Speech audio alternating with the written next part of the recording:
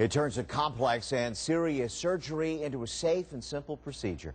A groundbreaking new technique is being used here in Richmond as a way to handle everything from colon surgery to gallbladder removal. Ryan Nobles has more now on how this works and why it's so much better than the alternative, new at 5. Well, Kurt, before laparoscopic surgery, a gallbladder operation would lead to a 4-day hospital stay, a month-long recovery, and a permanent 6-inch scar.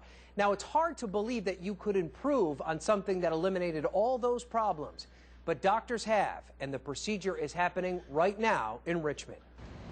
Robin Dahl vividly remembers when her father went through gallbladder surgery a few decades ago. He had extensive scarring all over, and I remember his recovery time going on for weeks. So it wasn't good news when a test revealed the source of a problem she was having. It showed that my gallbladder wasn't functioning properly and that it needed to be removed.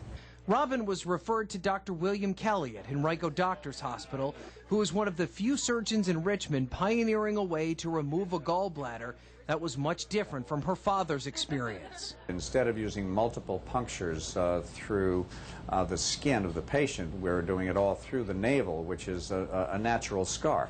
Robin perhaps wasn't expecting a 6-inch scar like her father, but even the most advanced laparoscopic surgeries would leave a patient with 5 or 6 small incision marks.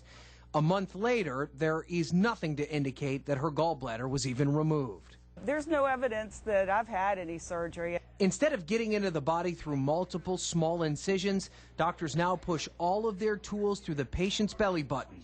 It eliminates any trace of the surgical experience. And that has significant cosmetic advantages for the patient. It becomes impossible to see the incision for most patients after the operation. Richmond was the first city in the Mid-Atlantic to conduct the surgeries.